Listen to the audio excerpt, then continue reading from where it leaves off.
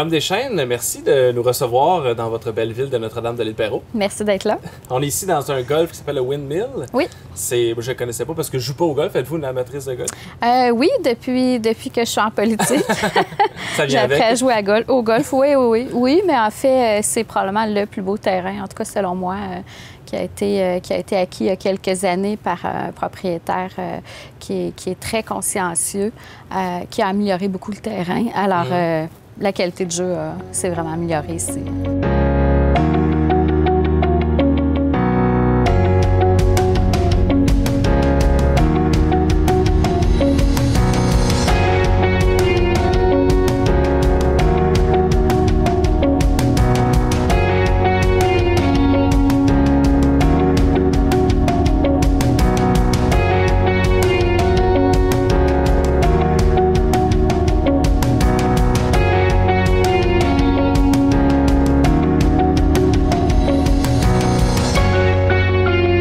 Parlez de vous, hein? C'est ça l'émission. Avant d'être en politique, avant d'être mairesse, vous êtes originaire de l'Outaouais. Oui. Quel endroit particulier? Je viens de Hull. J'ai grandi à Hull et j'ai eu une bourse académique pour étudier. Alors, je me suis retrouvée à Montréal. Okay. Et je ne suis pas retournée dans l'Outaouais, évidemment, parce que c'est trop plate.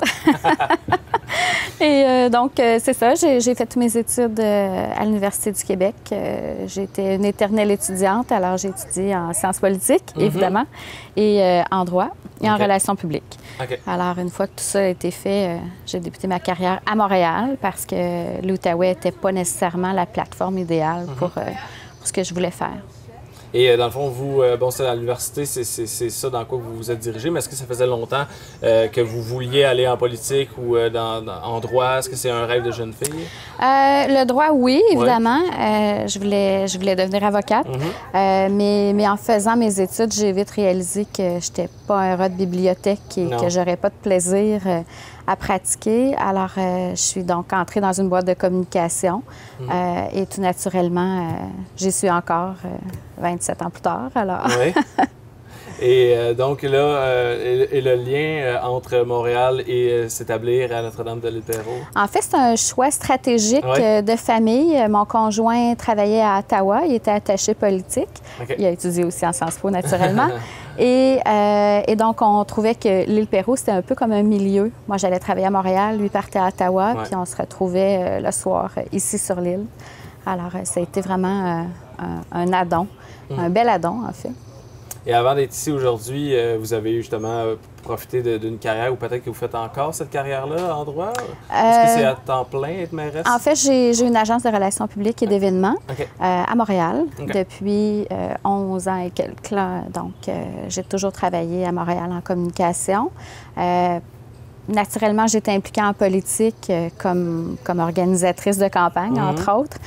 Donc, j'ai géré plusieurs candidats, tant au niveau municipal, provincial que fédéral. Et c'est vraiment par insatisfaction que je me suis présentée aux élections. Au municipal, on n'était pas très heureux, en fait. Hein. Il y a toujours une ou l'autre des raisons. On veut s'impliquer ou on n'est pas content. Pour moi, c'était les deux. Idéalement, on avait rencontré Marie-Claude Nichols, qui était la candidate à ce moment-là.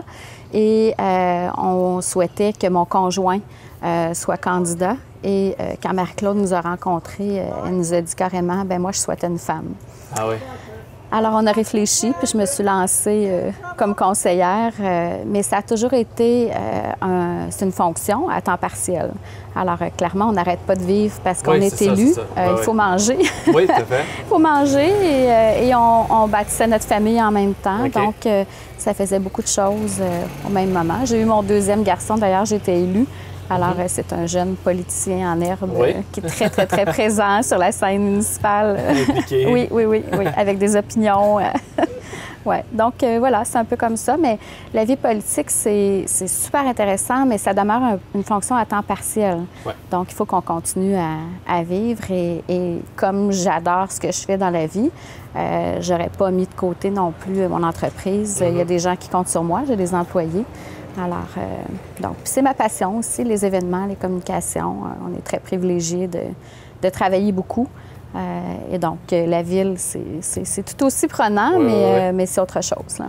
C'est quoi qui vous intéressait le plus justement dans ce métier-là, avant de sauter? Dans la politique ou dans les communications, dans le droit, dans le... en fait, moi, j'adore le protocole. C'est de gérer des dignitaires, ça a toujours été mon métier. Alors, je trouve ça très intéressant parce que ce que je fais d'un côté de la médaille, je le vis de l'autre maintenant.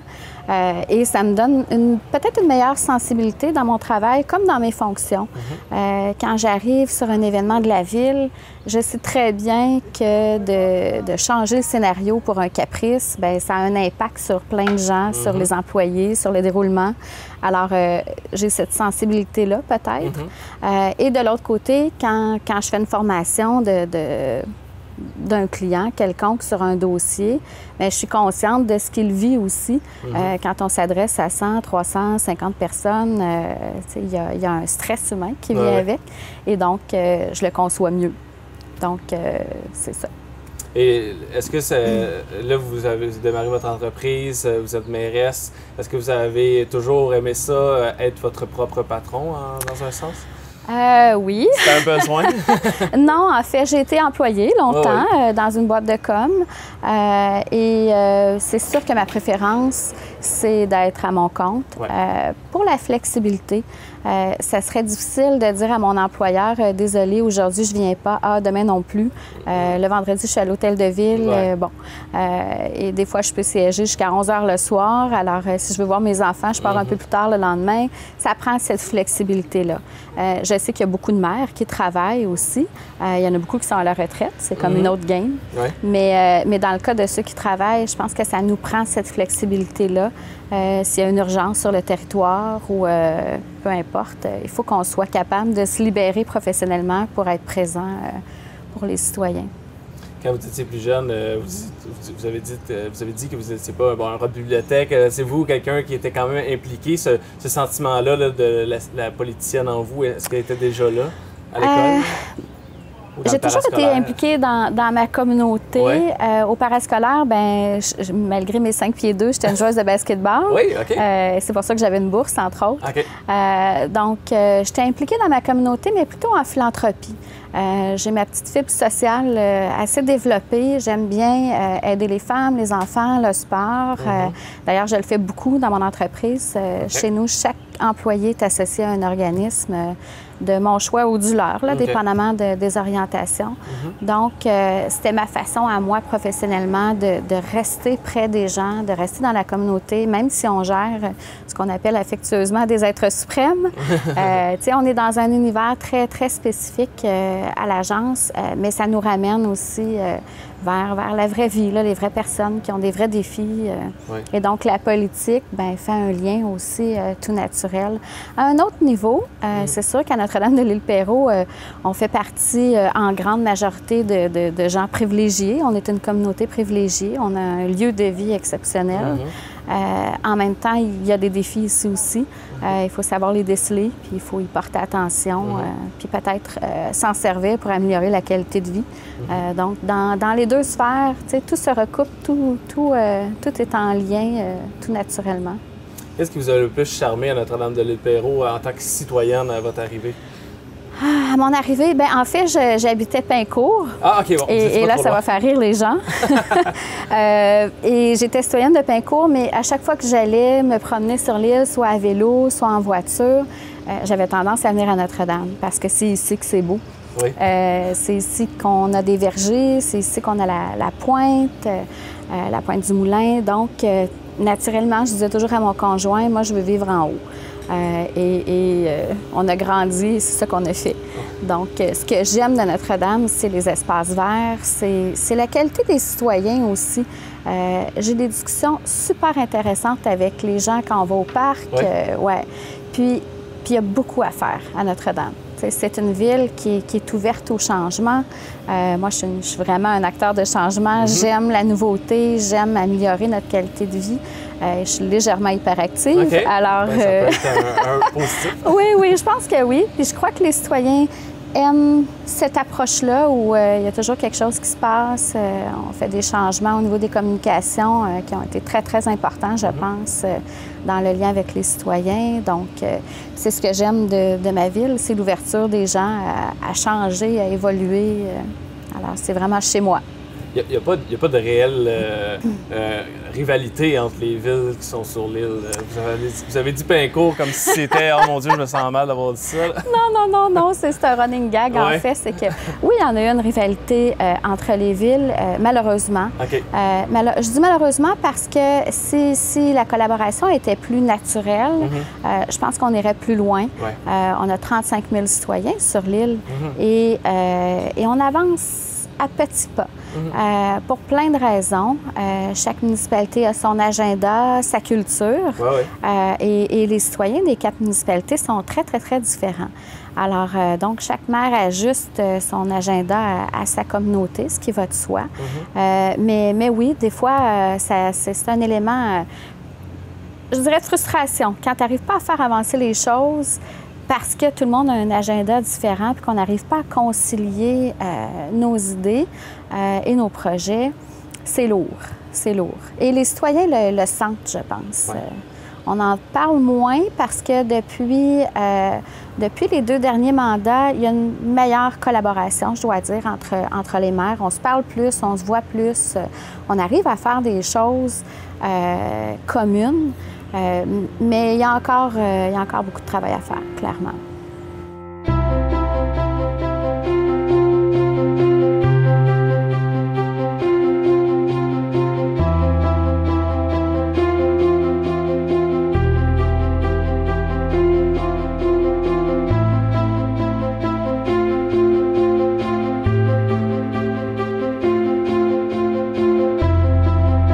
Rendu au moment où vous arrivez en politique officiellement à Notre-Dame de l'Île-Perrot, souvent, bon, vous avez dit, c'est souvent motivé par le désir de changement ou de s'impliquer. D'abord, vous avez été conseillère, donc expliquez-moi justement votre arrivée comme conseillère. Là. Pourquoi exactement avoir décidé de faire le saut en politique de cette manière-là pour commencer? En fait, on n'était pas tout à fait satisfait de la façon dont les choses se déroulaient à Notre-Dame, d'un point de vue de la vision du conseil qui était en place. Alors, il y a une équipe qui s'est formée tout naturellement lors des élections et j'étais candidate comme tout le monde et j'ai gagné ce premier mandat-là sous la direction de Marie-Claude Nichols. Alors, ça a été un 4 ans très, très payant pour l'avenir parce que on a souvent l'impression qu'on comprend comment ça marche. Ouais. Mais dans la vraie vie, à l'intérieur, c'est pas la même petite bête. Ça va beaucoup moins vite qu'au privé. C'est un ajustement. Quand on est au privé, ça va vite. Les décisions se prennent rapidement. Au municipal, c'est un peu différent. Et on a une certaine dépendance aussi face à la région, face au provincial, qui prennent des décisions, des orientations, puis ça revient. Donc, quand on est conseiller, ça nous permet justement de comprendre le jeu politique, ça nous permet de comprendre les enjeux. Puis ensuite, la transition vers la mairie, en tout cas pour moi, en ce qui me concerne, ça a été beaucoup plus doux parce que je connaissais déjà la municipalité, je connaissais les citoyens, les enjeux. J'avais déjà une très bonne idée de la vision du conseil, qui a d'ailleurs été réélu pour un second mandat.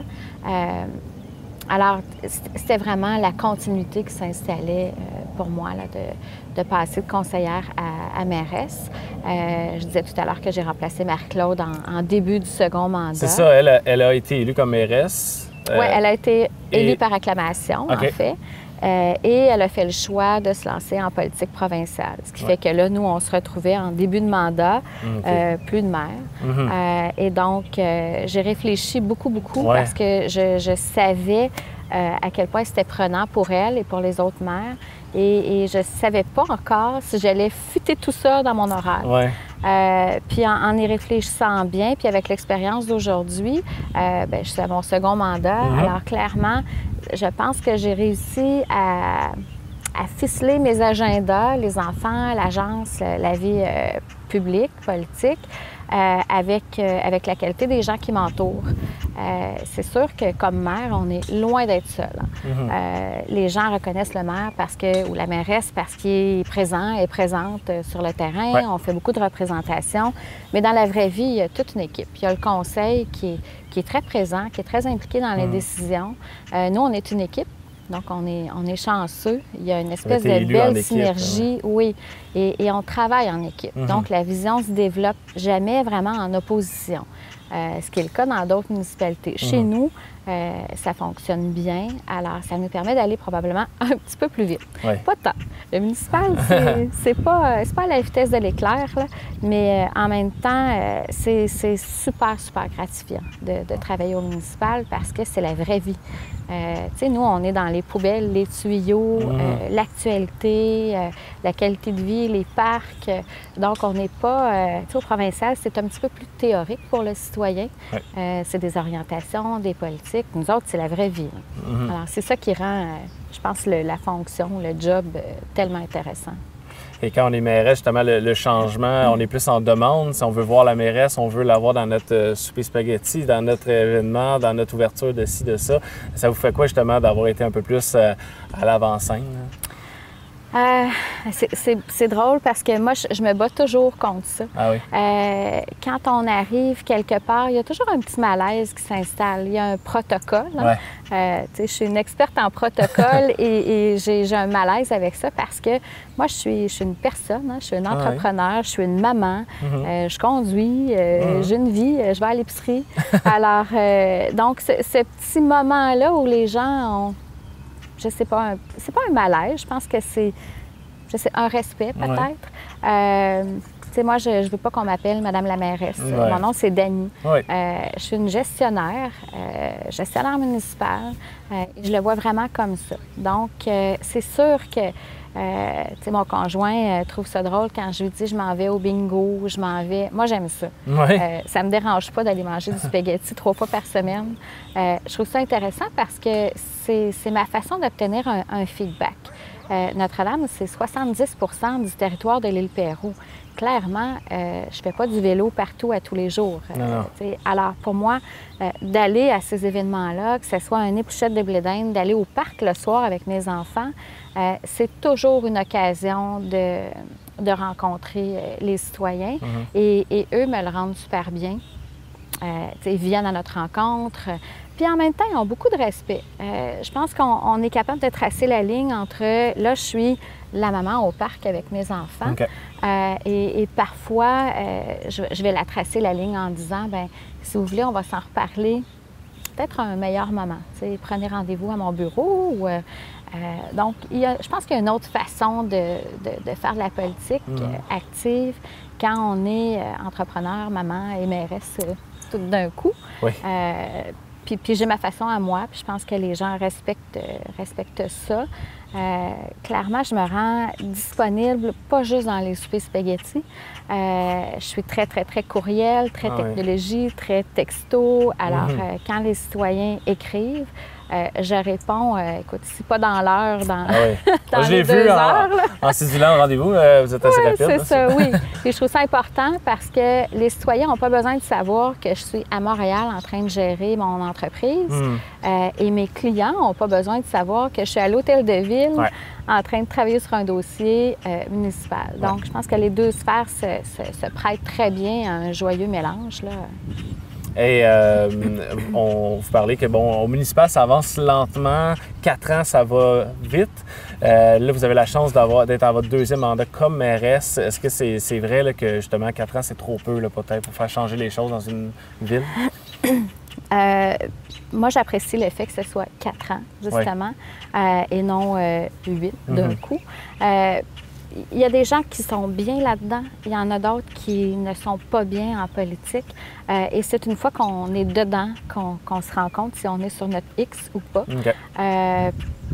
Je ne suis pas très à l'aise avec l'idée d'un maire ou d'une mairesse qui soit là pendant 35 ans. Bon, il y a des stars, là, il y a des exceptions. Mais dans la vraie vie, je pense que tu peux avoir un impact sur 4, 8, 12 ans. Dépendamment de la dynamique, je pense que chaque ville est différente. À Notre-Dame, je pense qu'historiquement, il y a aucun maire qui a fait plus de 2 mandats. OK. Alors, ce qui fait du sens à un certain point. On verra ce que l'avenir nous réserve, mais en même temps, ça dépend de l'équipe, ça dépend de la dynamique, ça dépend du maire en place. Moi, je suis à mon 2e mandat à la mairie. Clairement, je suis beaucoup plus à l'aise et dans les dossiers et avec les citoyens et d'un point de vue régional aussi, parce qu'on siège à la MRC. Ouais. On traite d'enjeux régionaux qui sont super intéressants aussi. Alors, je pense que le 2e mandat amène ça, cette espèce d'aisance dans la prise de décision puis dans l'évolution de la vision du conseil, certainement.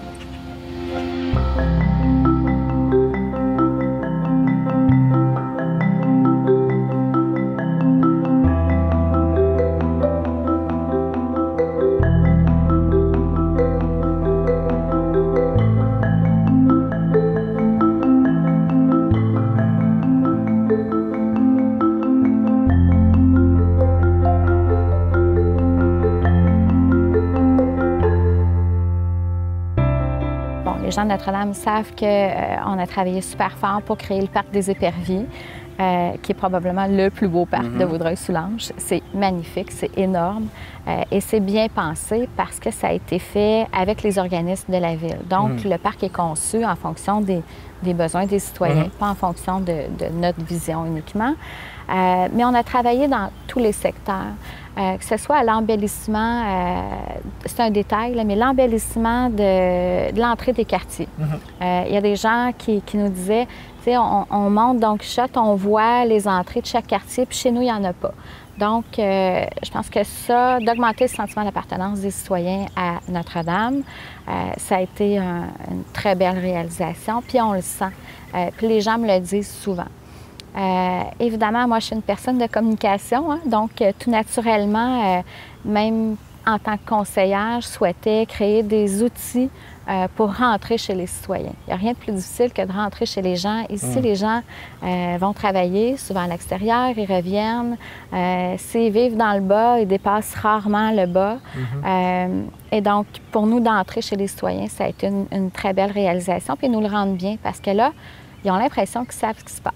Okay. Et ça, en termes d'implication citoyenne, quand, par exemple, on fait nos assemblées publiques à chaque mois, dans plusieurs villes, il y a 1, 2, 3 personnes, ce qui est triste parce qu'on traite des dossiers de la municipalité. Ici, on a en moyenne une 40aine de citoyens. Bon, sur 11 000, c'est pas beaucoup, mais en soi, ça veut dire que le message passe. Que les gens considèrent que ce qui se passe dans leur ville, c'est important, puis les décisions qu'on prend sont importantes aussi, ont un impact. Alors ça, c'est quelque chose sur lequel on a travaillé très fort, puis on est très fiers. Les communications avec les citoyens, les échanges ont beaucoup évolué. J'espère que ça va rester comme ça, même quand j'y serai plus. Vous avez dit 70 % agricole, je vais faire du millage là-dessus, puisque j'imagine ce qui dit ça dit aussi une économie locale qui est comme en santé, j'imagine aussi? Oui. Ouais. Notre-Dame est très en santé à plusieurs niveaux, mais le tourisme est un élément très, très, très important. Oui. Je l'ai dit tantôt, la plus belle ville de l'île, elle est ici. Et c'est pas compliqué. Et quand on dit « je vis sur l'île Perrot », les gens disent « ah, c'est là où sont les vergers, ah, je suis allée à Pointe-du-Moulin ». Donc, tu sais, les belles choses sont ici.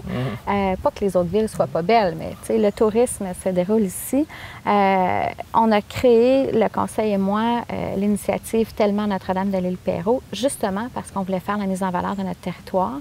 Nous autres, on considère qu'une économie saine, ça aide les villes à améliorer aussi la qualité de vie.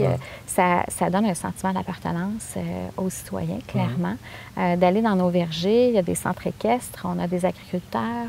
Il y a plein de choses à faire à Notre-Dame. Alors, oui, on tient beaucoup à notre 70 % agricole parce que ça rend le lieu si beau, mais aussi parce que ça génère de l'emploi. Puis un emploi qui est bien. C'est pas pas négatif que d'avoir des fermes. Au contraire, ça donne une touche beaucoup plus spéciale à Notre-Dame, de par le fait qu'il y a des gens qui s'impliquent dans le monde agricole, entre autres. Pour les dernières élections, ça fait pas tellement longtemps, c'était en 2017, à peine un an. Est-ce que, dis-moi comment ça s'est passé, est-ce que vous avez été élu par acclamation comme Mme Nichols auparavant, oui? Oui, j'ai été élue par acclamation. Une grosse campagne à faire? Je la fais quand même, parce que, premièrement, moi, j'aime faire campagne. Je dois être mal faite, mais j'aime faire campagne parce que ça me permet de faire un petit touch base avec mes citoyens aussi, de savoir ce qui se passe sur le territoire, autrement que lors des activités. On est une équipe, donc j'accompagne des candidats de mon équipe pendant la campagne. C'est drôle, parce que j'avais un préjugé à l'égard des maires et mairesses qui étaient réélus par acclamation. Parce que pour moi, gagner une élection, c'est faire campagne, c'est vraiment gagner son poste. Ouais. En même temps, là je l'ai vécu. J'ai été élue par acclamation et je considère que, sans me lancer des fleurs, que je pense que je suis là cette fois-ci parce que j'ai fait le travail. Parce que je me suis réellement impliquée, j'ai amené mes compétences de gestionnaire, de relationniste dans ma ville et j'ose présumer que les citoyens l'ont reconnu. Maintenant, ça ne change pas mon préjugé. J'ai encore ce petit malaise-là. Quand les gens me demandent si j'ai été élue par acclamation, je l'ai, ce petit malaise-là, parce que je n'ai pas fait campagne réellement pour défendre ma position. Alors, on verra ce que l'avenir nous réserve, là, mais pour le moment, j'ai l'impression, en tout cas, que le travail que j'ai fait dans les 4 dernières années ou dans les 8 avec l'équipe, ça a été la récompense, en fait.